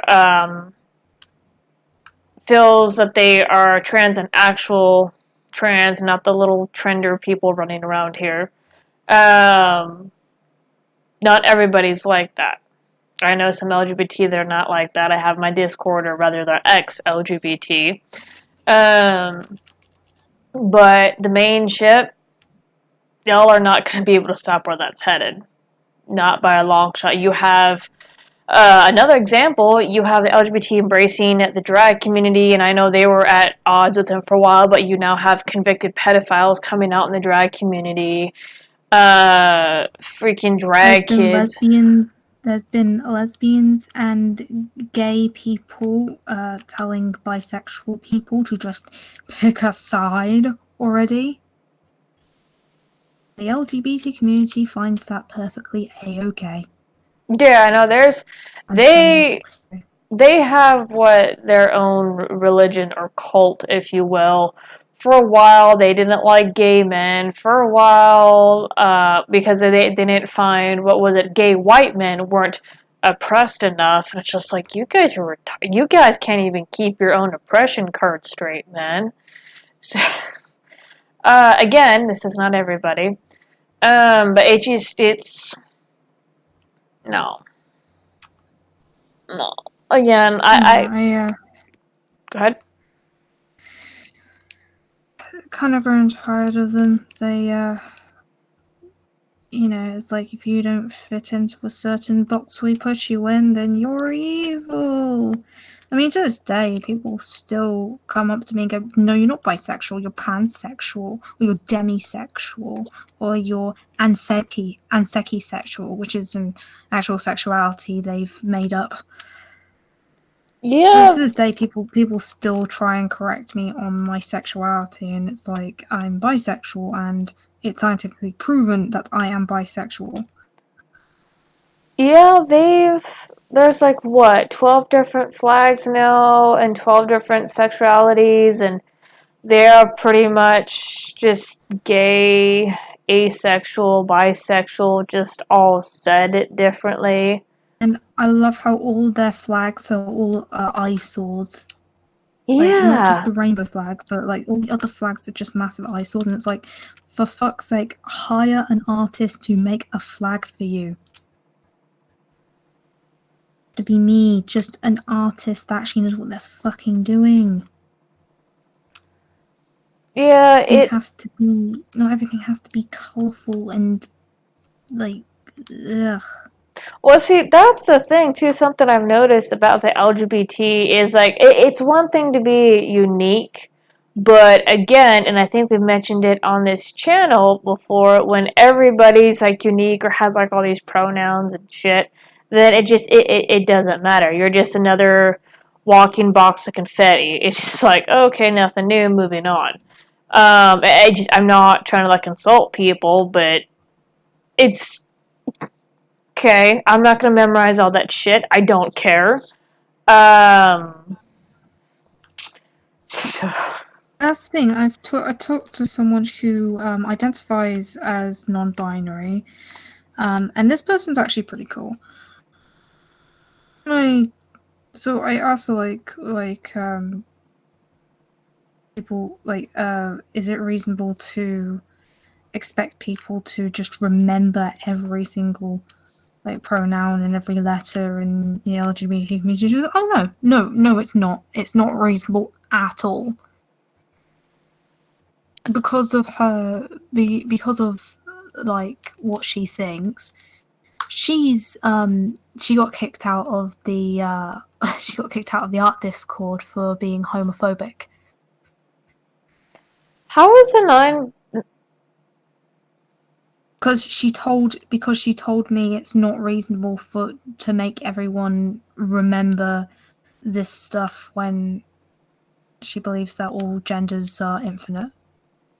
No one has the memory capacity for that shit. And see, like I said, that they are a freaking cult. They really are. I've had talks with Tranime where she's talking about hey, I used to push for this and that. I think she was on my stream. God, was it 3 weeks ago? We were talking about Yaniv. This is before Ichabod left by the hearth. But she was telling me that she see push for all this stuff, and then she started to see some of the bullshit going on. She goes like, no, and that's when all these trans people turned against her and really started to come after her, and they're fucking loony, man. There's like if you don't. Not exactly. Here's the thing: if you look at culture for the past 20 years. There was a massive, at least in England, I don't know how America did it, but at least in England, there was a massive push for left-wing stuff. Like in the 90s, it was very communist, very left-wing, because in the 80s, it was very conservative, very right-wing, and it was based, and it was like they tried to pass for laws where it's like the Indecent Home Act, where if you have anything that's not vanilla straight sex, then you're considered a paedophile and will go to prison. And so there was a counterculture in the 90s where it was highly left-wing, highly communist, highly everything. And unfortunately, there was no swingback culture. There was no swingback culture, and so it festered. Should have. That's what we're seeing now. So there's a lot of people who are in this movement who are actually just brought up with a very communist mentality, and then there's some people that's just hopping on the bandwagon because they're idiots. Like, and you tend to notice which ones are actually indoctrinated into it from when they were fucking born, and people who just hopped on the bandwagon because it's cool. You can really tell which one's which, basically. And the other one sounds artificial. Yeah, I know for America there was the hippie and love movement. There was a freaking drug, sex, rock and roll. We had all sorts of stuff. It kind of balanced out. We had the white supremacist crap. That settled down. We've had all kinds of shit. So it's gone back and forth. Right now, it's the leftists. Oh, socialism is so cool, guys. Everything free. We can get stuff for free. No, you fucking can't, as New York is finding out. Or you can't. That's why a lot of SJWs find me as a right-wing spy, because they know what I actually think about them. They know what them, and on top of that, I used to be an anarcho-socialist, so I know all of their dirty little fucking tricks.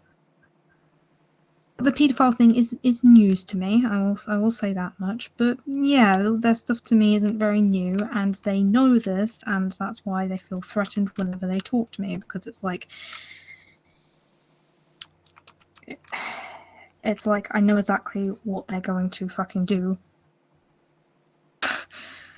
It's just ugly artwork thing. Whenever an artwork comes out and they make the artwork ugly, they generally think they're improving it, but at the same time, they're also telling you, fuck you. I know this because I used to do this. Are you talking about with those weird-ass styles that were all over Tumblr? Is that what you're... Yeah, it's when people took someone's work, and then someone's artwork of a character, and then they deliberately made the character ugly to fit their agenda. It was a really malicious... It's actually really malicious to do that. That particular... I saw that style going around. It's almost like it went out of its way... I don't know. I couldn't take any of the characters serious. I mean, it was like a Steven Universe wannabe, but it was just more cringy than anything. I don't know. And that style, like... Universe is an animator's nightmare. Well, actually, no. They got brilliant animation, but terrible character sheets.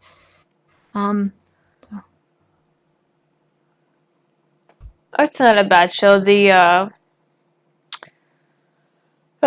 movie's set to come out in September. Was it September 2nd? Ugh. So they've already like exposed the name of the villain by accident. It's like, I think, spinal or something. It's a type of gem. It has similar properties to a diamond, but it's not an actual diamond. So I haven't really been following the show. I will note, however, so a lot of people be giving Rebecca Sugar a lot of flack for her show. Some context that needed. Worked on brilliant shows in the past, and she works best when she's in a team. yeah. Steven Universe, she wasn't in a team, she was in charge. But then, I think it got worse. No. The executives butted in. So the climax moment about Rose being a diamond or something? Yeah. Yeah, apparently that wasn't actually Rebecca's choice. That was the upper people to put that in. So it is a little bit Rebecca's fault, but it's actually the company people. That was actually the problem, because they put a lot of restraints on the show for it to actually have a good story. But it was still Rebecca's fault in a way. Yeah, they were probably building off of the hype, because that was the theory that was going around before it was revealed. So that was probably a popularity thing that the execs decided on. Executives, that's it. But yeah, no, executives had a lot to do with Steven Universe, and that's why it went with its downfall. Because Rebecca Sugar, even though she was an SJW, the SJW elements of Steven Universe isn't why it failed. The executives, because the thing is, if you see her on other shows when she's working in a team, she's actually pretty fucking good at her job. It kind of scared me a little. I don't know. I started to watch the show and I kind of fell off with it. And yeah, there has been some quality control in regards to the animation. But something I do want to touch on real quick, because I don't know if everyone's aware of it. No, we're not going to make a big thing of it. It's already been dealt with. But for those of you who do not know yet, Ichabod is no longer a part of the show. That should be obvious from the theme that's been changed. It was just a divergence of path and beliefs on certain things. We're still friends. He's still a mod. I'm still in his stuff. He's still in mine. But he couldn't follow me down the same path anymore. So, again, don't go bother him. Go support him or whatnot. But, yeah, that's where the theme's changed. Let me see if I have any more articles. Oh, I do have one more. This one's a little bit, lighthearted. It's actually kind of, what the fuck, article. And it's, again, this was floating around, and I'm not entirely sure where someone to go around doing this, but they had a lot of time and products. So, this was August 14th, 2018. Someone left old TVs outside of 50 homes in Virginia while wearing a TV on his head. No one knows why, and apparently there was 2 people doing this. They were a team. It was kind of like Christmas, except it was August, the only presents were vintage television sets, and Santa had a TV on his head. Residents of more than 50 households in Henrico County, Virginia woke up this weekend to find old-style TVs outside their doorstep, said Matt Pekka, a lieutenant with the local police department. Pekka said police began receiving reports of the TVs early Sunday. By the morning, their phones were clogged with calls. Everyone started coming out of their houses, walking on the neighborhood, looking at the TVs there on the doorstep, said Jane Brookbank, one of the recipients who lives in the Hampshire neighborhood. It was very Twilight Zone. Each home received exactly one TV, carefully placed so it faced inward toward the door, Brooksbank said. Some deliveries were caught on residents' doorbell cameras, and that's where things got truly bizarre. The givers had TVs instead of faces. The video reveal of at least one of the delivery men, a man dressed in a blue jumpsuit, black gloves, and what appears to be brown hiking boots. He wears a TV set on his shoulders, positioned so to obscure his face. Pekka said police that he had a helper, another man in a white jumpsuit who also wore a TV as he made deliveries. We determined there is no credible threat to residents and that this was strictly an inconvenience, Pekka said. It was, long pause, unique. After borrowing a truck from the county solid waste department, a half-dozen police officers collected the television sets in about 1 hour Sunday, Pekka said. The county will recycle them. There was no additional cost to residents, and the incident didn't impair normal police activity. The department didn't plan to investigate further, he said, although officials encourage residents to contact police if it happens again. Even if police identify TV Santa Claus, as Brookbank's husband nicknamed the Giver, authorities probably will not press charges. The closest offense to this would be leaving an unwanted item on public or private property, Pekka said. But one TV neatly placed on the front doorstep of each resident, it wasn't done in a malicious manner, Pekka said. At least one doorbell camera video shared with the Washington Post appears to back that up. The video shows a man in a blue jumpsuit, a TV set perched on top of his shoulders, carefully ascending some porch steps in the pre-dawn darkness. He clutches a TV in his arms and wears black gloves and brown hiking boots. The man stops at the top of the stairs, turns, and squats, Olympic weightlifting style here, and places the TV on the porch, its screen turned toward the door. He pauses for a fraction of a second as if to admire his handiwork and starts heading back the way he came. Halfway down, he swivels and looks directly at the camera. He cocks his head, waves 3 times, and disappears into the night. I think it was awesome, lighthearted, and so great to have a fun story like this, even though there are so many tragedies occurring, said Brookbanks, 48, referring to the deadly shootings. I feel lucky I got a TV. Brooksbank said the neighborhood has floated a few theories to explain the TV dump, a college sports team maybe, or fraternity prank. Pekka declined to elaborate on any theories police may be considering. It's not the first time this has happened. This was a similar TV delivery last year in Glen Allen, in the Gray Oaks neighborhood of Henrico County, which is near Richmond. The TVs appeared around the same time of year in late August, but there was fewer of them. CBS News reported that 20 TVs were left on Glen Allen porches on August 23rd last year. Henrico police looked into the unexpected gifts according to CBS 6, but never identified the giver, and unlike the Hampshire neighborhood, there appeared to be no video footage. In the hours after Brooksbank found a TV on her porch, about 7 a.m. Sunday, her family cycled through surprise, curiosity, and momentary fear, she said. Her son, 18 years old, Chase Brooksbank, at one point suggested leaving the house. My son was like, Mom, we've got to get out of here. This is crazy. This is strange, she said. But he reversed course, eventually piling into a car with a few friends and driving around their neighborhood to film a YouTube video documenting the event. Chase Brookbank leaves soon for the University of South Carolina, the family's first child to depart the nest, and his mother has been feeling a bit down. It was a nice distraction, she said. It certainly lightened the mood around here. As news of the TV giving spree spread this week, some took to social media to share their confusion. Others loved it, still others open that this could happen only in Virginia. A handful of Reddit users proposed designated August 11th the date of the TV drop-off, a holiday dubbed TV Day. The United Nations beat them to the punch decades ago. However, December 1996, the UN proclaimed November 21st World TV Day. So this is like a video of it. Everything that you see in this video is as I experienced it. I did not perform these acts, nor did I have anything to do with them.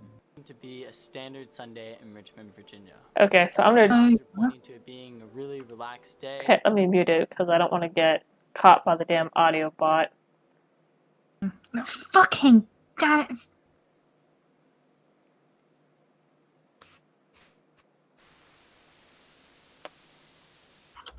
Yeah, this has got to be like the weirdest thing. Did they show the other one? Oh, here it is. Here it is. Yep, nope, they show it.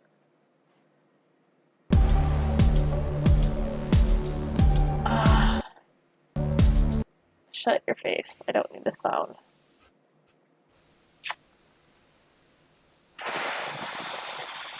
Three, two, one. So yeah, here's... Yeah, there. But it's down the TV. That's like a computer monitor more than anything. That's like the weirdest freaking thing.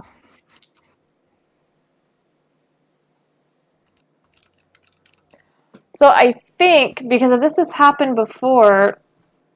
Yeah, there. Sorry, I gotta cut one of my cords again.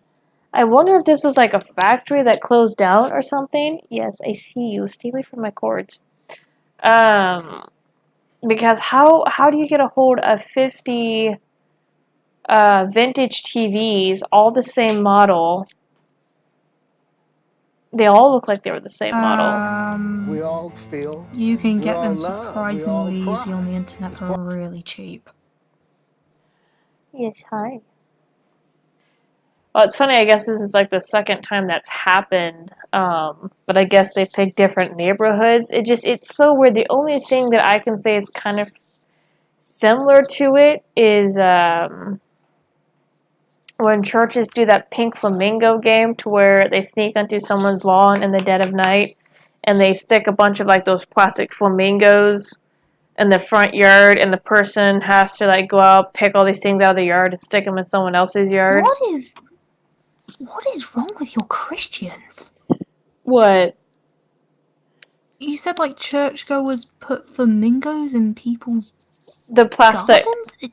the plastic ones. I don't know if every church does it, but I know one of the churches I went to did it. Why are Americans really weird with religion? I mean... It had nothing to do with Christianity. It was just something fun that they did. Stay out of those. You know, I don't know, like whenever I hear something about American churches, I'm just going like, what the fuck is wrong with these people? Let's say hi. It's just fucking weird. Yeah, but it was also kind of fun. I don't know if they do anymore considering what's happening these days. I think people would not want their lawns to be covered in flamingos. Well, you Plastic flamingos. You could opt out of it, like, there was either a list or, like, certain people, like, well, don't come over here and do it. So, people who wanted it on it was like, yeah, you can come over here if you want, so it was just, like, a weird thing. But this TV thing's, like, even weirder. Yeah, that's just weird. I don't know. The most weirdest thing kind of do here is Hindus celebrate some sort of holiday that basically makes them scream into the air, and that's like the weirdest thing our religions kind of does. The Islam shit. Scream into the air? What? I do remember when Christian church was giving out free hot chocolate and say, "Oh, convert today and you'll have free hot chocolate." It's like you just have to tell them that you're converted, and then they just give you free hot chocolate. I had free hot chocolate 5 times.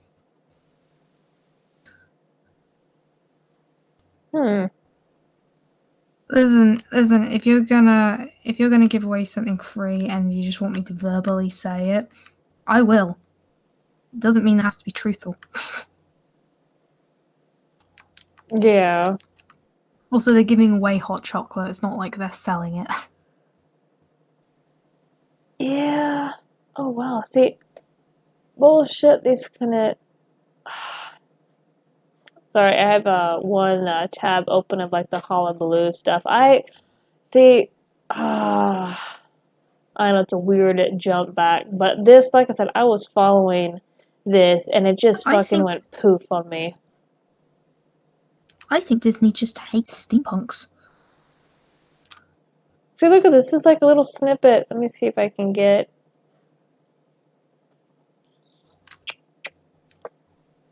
No, I'm not looking for the pen interest, you stupid thing. Oh, this is on Tumblr. Yeah, they used to have a Tumblr. See, this is an animation. I know you guys can't really. Let me see if I can zoom in. That's something from Hullabaloo. That's how good the animation and art style was.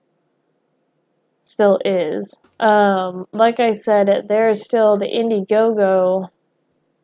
It's still up and running, and like the last thing that they updated was this year. They're doing 3D. Cover. The application must close. This shot was a huge hurdle for us because we're probably able to get it working. We worked into the evening on a few other shots. However, after a few of these notices, it was time to call it a night. This thing that project has. Fucking hell.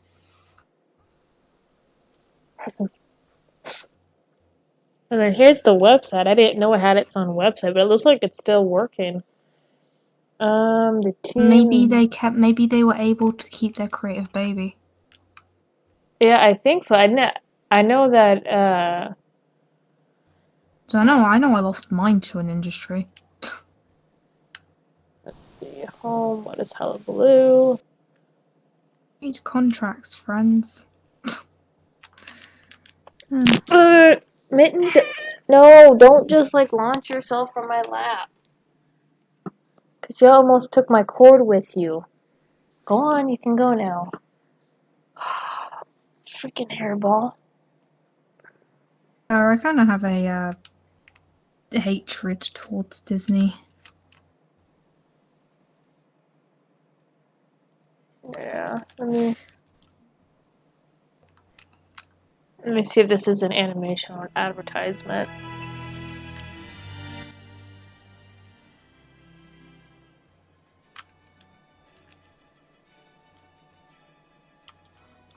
Yeah, no, the site looks like it's still very much well maintained. Oh, wow.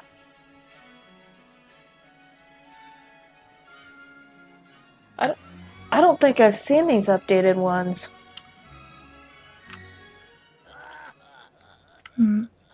Well, hopefully they did manage to keep their creative project, and are going with a different company that's still having the same art style, because that would be the best outcome for them.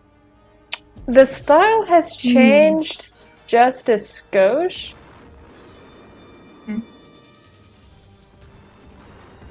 Look at that. That is...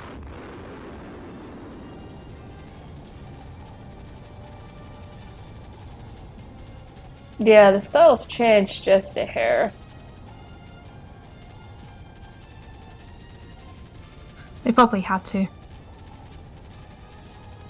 That's still amazing though. Yeah, no, that is.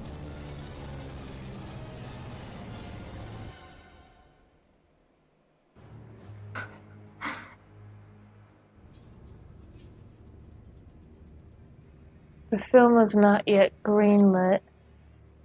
Let's see, there's another one down here.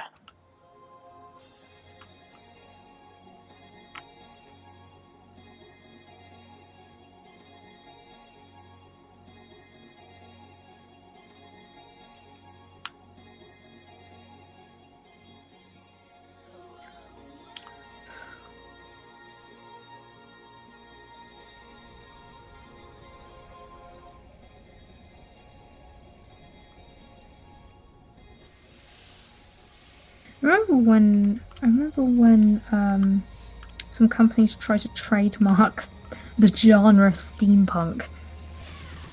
Mark a genre. That was fucking funny. Yeah, you can't claim No, it. you can't legally trademark a genre. That is not how things work. Yeah, I have not seen this one yet.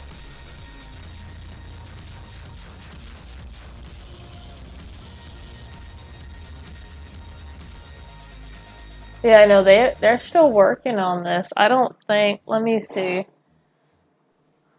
Let's see.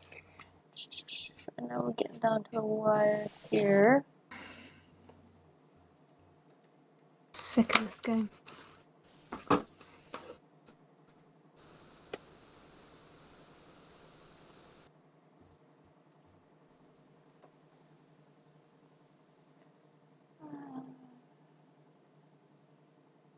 Let's see. Oh, it still has its Facebook.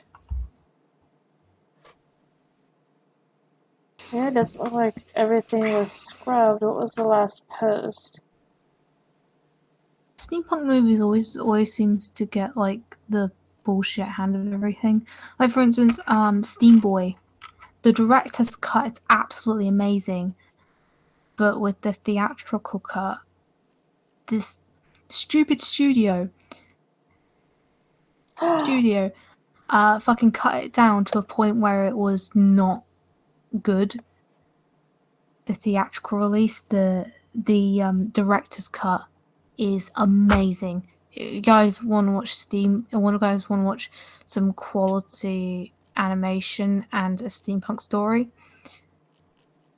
Watch Steam Boy, but the director's cut, not the theatrical release. But they really fucked over the director. And they made the movie short. They forcefully made the movie shorter in the theatrical release because, and I quote, the American audience may be a bit too simple to understand the complexities of this film. Ouch.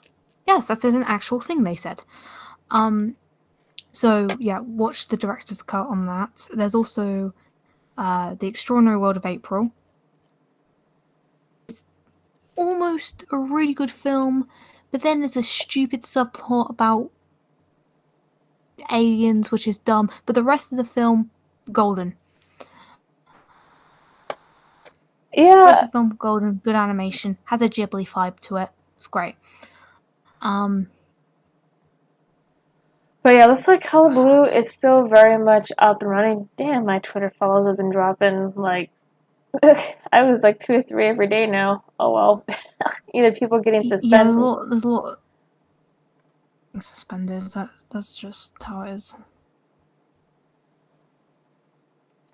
But yeah, Hullabaloo is still up and running. They have a last post on their page that had to do with production August 13th, where Jules' car is finally modeled and textured. So, phew. I guess it's just gotten buried with all the other crap. So it's very much still kicking.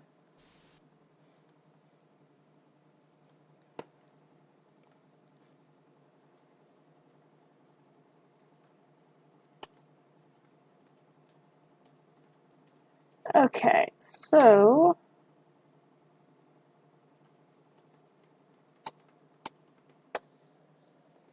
any final thoughts before we close it out here? We covered quite a bit.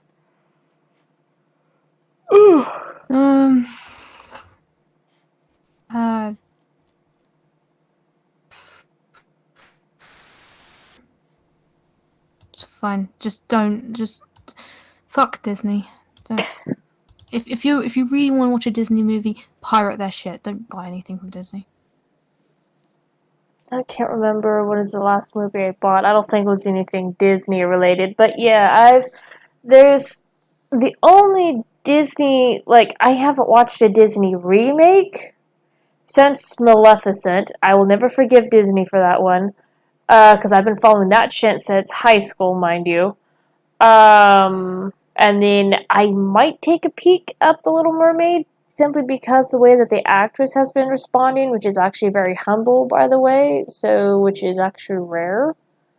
So I might take a peek at that one simply for the actress. Otherwise than that, I won't go near any of the Disney remakes, because it's just like, Yeah, and then what's going on with course Star not. Wars right Why now? would you? They're fucking cash cows. Oh yeah, I used to think Nintendo was bad, like real bad, and now I just know Disney beats them by far. Ooh. Let's see. Steam. It's because we are free. Let's see. Cat requires attention. Oh yeah. The TV head strikes again. All right. Well, you guys have a nice one. Thanks for coming out, and see you guys in the next one. Okay, cool.